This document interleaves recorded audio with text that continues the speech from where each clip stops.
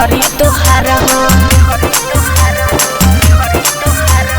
बहुत रहल की बाड़ कुआर हो तब आइल कहाँ से मेहरी तोहार हो सुनाई यार सारा खत्म भइल प्यार अब तोहरा से बहुत दूरी बा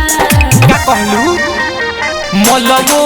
भी जरूरी बा मेहरडुओ भी जरूरी बा मलबो भी जरूरी बा मेहरडुओ भी जरूरी बा तू हौ हमर हलुआ ये जानू कटाइल उतपूरी बा मलबो भी जरूरी बा मेहरडुओ भी जरूरी बा मलबो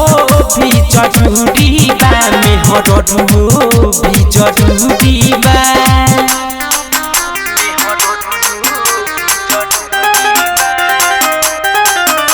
ज्योति रिकॉर्डिंग स्टूडियो घोड़ा सहल लखान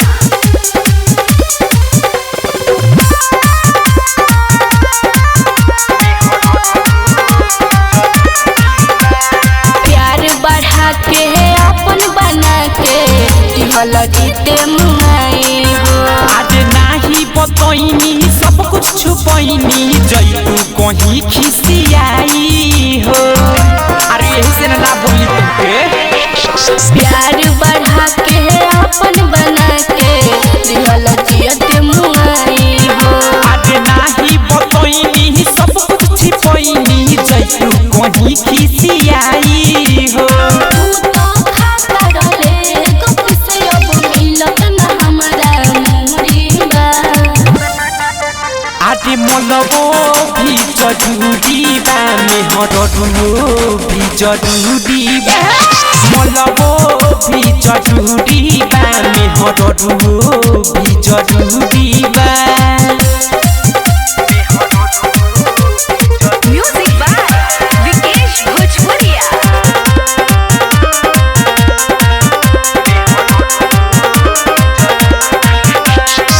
काम कइले है पहाड़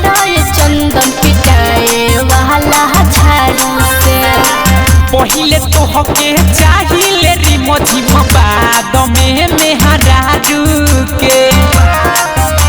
तोरा की का खतरी रे काम कइले है पहाड़ चंदन पिटाए वाला झाड़ू से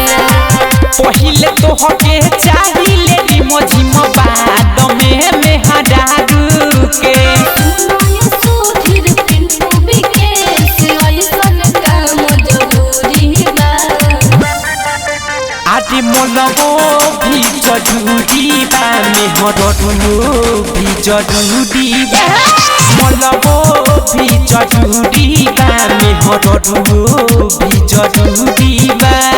बहुत रहल की बाड़ कुआर हो तब आइल कहाँ से मेहरी तोहार हो सुनाई यार सारा खत्म भइल प्यार अब तोहरा से बहुत दूरी बा मलबो भी जरूरी बा मेहरडुओ भी जरूरी बा मलबो भी जरूरी बा मेहरडुओ भी जरूरी बा तू हौ हमर हलुआ ये जानू कटाइल उतपूरी बा मलबो भी जरूरी बा मेहरडुओ भी जरूरी बा मलबो